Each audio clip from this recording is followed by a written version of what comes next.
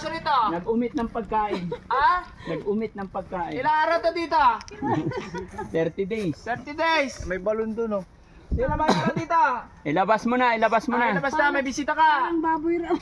Halika. Absuelto. Hinugasan ko na to, Han. Alam mo kung anong tawag sa prutas na ito? Patatas. Ano? Balimbing?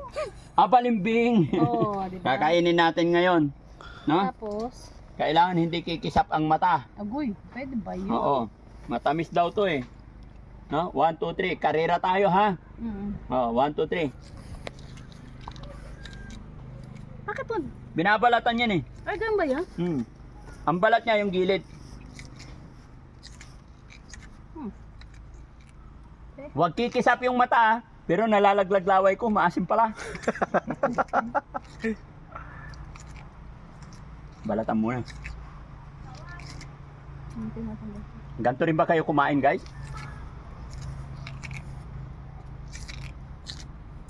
Masinog yung nasa yuhan. Hmm?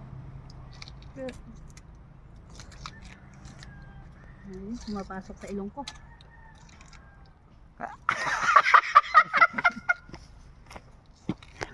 Una-una ka nang kumisap ang mata. Eh sinabi ko naman, hindi ko sinabing ako hindi kikisap. Sinabi ko ikaw lang hindi kikisap. Ay, ano yun?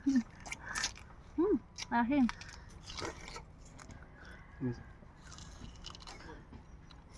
Matapon ka ng tapon. Paputla. Hmm? Ay, tumatamis ko. Dapat maasin. Hmm.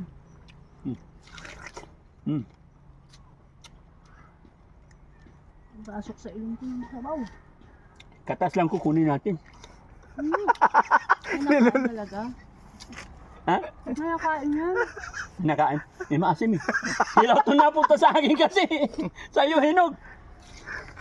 Gusto.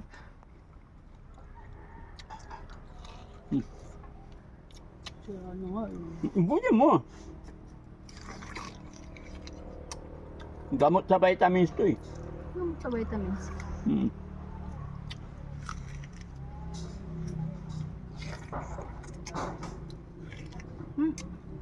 Para akong kumain ng kalamansi. Naahim na. Bakit ikaw para ka hindi tinatablan? Para ka rin si Ansing ah. Hindi tinatablan. Grabe ka naman. Pero naman, sinasarili ko lang. Ha? Sinasarili ko lang.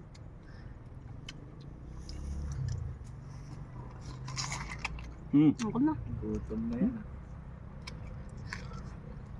Maasim na sa ilalim.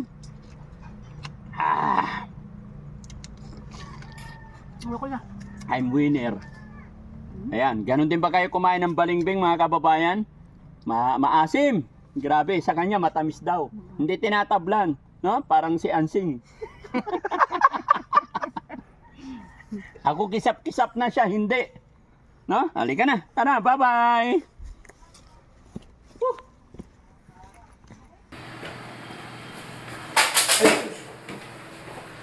Ay, nasira.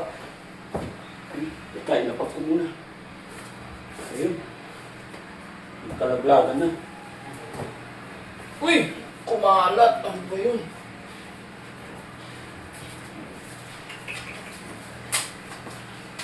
Ala. Aray ko. Yun. Pat. Yan.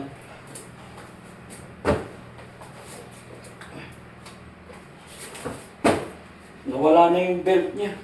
No? So yun, mga kababayan, mga kabarangay, kumusta po kayo? Christmas na, Pasko na. Kaya ngayon, alam niyo nakaraang araw, pumunta po ako ng bangko. Nagpapalit ako ng yung bills na mga bago. Malulutong yan, kaya lang, paano to mga kababayan? Nasira. May tadalaglagan. No? Kasi pupunta kami ngayon mga kababayan.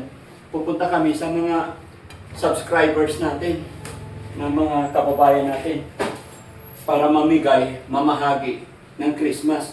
Pagpasensyahan nyo na lang, no? Yung naihanda ni Daddy Frankie, 100, para din sa mga senior natin na mga ano, kumbaga ang importante maabutan natin sila lahat ng to. Malulutong po yan mga kababayan, mga kabarangay. Para sa mga senior, kung sino yung mga madadaanan natin. At syempre, lahat ng mga makikita natin na nakasubscribe sa Daddy Frankie, mga followers natin. Kaya kita-kits tayo mga kababayan. Saan man kayo, i-comment nyo dyan kung saan yung lugar nyo para mapasyalan din kayo ng Team Daddy Frankie. Tsaka hindi lang yan. Meron pa kami cellphone dito. Actually, 6 ito mga kababayan na ibigay na namin ang 2. Kaya kung ikaw nangangailangan din ng cellphone, ayan, marami tayo dyan at may parating pa. Kaya ang sarap sa pakiramdam na nakakapagbigay tayo mga kababayan. Kaya kung hindi ka pa nakasubscribe sa aking YouTube channel, mag-subscribe ka na para sakali ikaw naman ang mabibigyan namin, no? So, napakasarap sa pakiramdam pagka ganito Christmas. Kasi araw ng pagmamahalan, pagbibigayan. Parang ito yung naisip natin, magbigayan. Although ang Christmas, araw-araw. Basta nagbigay tayo, nagmamahalan, nagtutulungan, yan ay sinasabing Spirit of Christmas. At hindi lang yan mga kababayan. Tignan nyo, ang dami nating mga pangregalo ngayon. Kaya maraming salamat sa ating Panginoon na walang sawa na nagbibigay ng biyaya at blessing sa atin. Kaya kayong lahat mga kababayan, mag-ingat po kayo. At sana mabigyan ko rin kayong lahat. Tumutok lang po kayo lagi mga kababayan. Huwag po kayo mawala ng pag-asa. Hindi man po ako ganoon kalaking company, pero hindi po ako titigil. Iikot, pupunta kung saan lugar kayo. Kaya Merry Christmas po sa inyong lahat mga kababayan. Sino pa ang hindi nakatanggap ng regalo Christmas? Marami tayo. Kaya ayan, hintayin niyo po si Daddy Frankie. Maraming salamat. God bless po. Ayun mga kababayan, mga kabarangay, magandang umaga sa atin lahat. Mga kababayan, may announcement lang po si Daddy Frankie sa inyo para maiwasan natin yung mga panduloko ng mga tao mapagsamantala, mapaglinlang. So mga kababayan, meron kasing fake account na gumagamit ng aking pangalan, ng aking picture, gumagamit ng aking mga videos. Kaya ako po ay makikiusap sa inyo para matigil na yung kalukuhan ng taong impostor, mapagsamantalang tao na ito mga kababayan. Ito po siya. Ayan, Daddy Frankie 2.0. Ayan mga kababayan. Ayan. Kaya ako'y nananawagan sa inyo lahat mga kababayan, no? Daddy Frankie 2.0, meron po siyang followers ngayon na 1 million. Lahat ng videos ko, kinakapture niya and then i-upload niya. At ang pinakamasama doon, hindi pa po siya nakontento. After po niyang kunin yung mga videos ko, nilalagay po niya yung mga sugal. Ginagamit niya pang-promote ng sugal. No?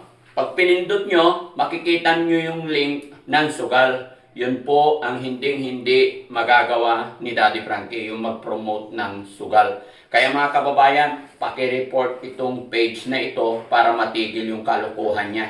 Sa lahat po ng nakakapanood ng video ito, ako po ay nakikiusap. I-report po natin yan. Yung Daddy Frankie 2.0 mga kababayan. Kasi tignan nyo po, yung sugal, ipinapatong niya sa mga upload, sa mga videos ko para pinampopromote. Impostor talaga. Masahol pa sa masahol kasi ginamit niya na yung picture ko, pangalan ko, and then hindi pa nakontento pati mga videos ko, and then ginagamit niya pang sugal. Kaya tandaan nyo mga kababayan, Daddy Frankie 2.0, may followers siya na 1 million. Tingnan nyo po, gamit niya yung mga picture ko, tapos gagamitin niya sa sugal. Ano itong nilagay niya? Ginagamit super scatter daw. Kaya paki-report yan mga kababayan para ma-take down yung channel niya, yung page niya. Pasuyo lang po. Ito po siya mga kababayan. Ito yung account niya. Ilalagay din ni Ken, yung ay ni Christian. Yan. Be careful po kayo mga kababayan ha. Makikita nyo Daddy Frankie 2.0. Pati logo ko kinuha niya, picture ko. And then, 1 million followers na siya. Makikita nyo, ginagamit niya sa kalokohan. Ginagamit niya pansariling interest. Pang-message niya sa mga, especially sa mga senior natin. Kaya mga kababayan, mga kabarangay, nakikiusap po ako, i-report po natin to. Daddy Frankie 2.0, meron siyang 1 million followers sa ngayon. Tingnan nyo, lumalaki yung kalokohan niya. Kaya kayo mga taga-suporta ng Daddy Frankie, maging mapanaliksik tayo, mag-ingat po kayo sa mga sinusuportahan ninyo. Si Daddy Frankie ngayon mga kababayan, 8.2 million followers po ako. No? Hindi po sa amin tong 1 million followers. Kaya maraming salamat mga kababayan. Thank you and God bless. Ingat po tayo.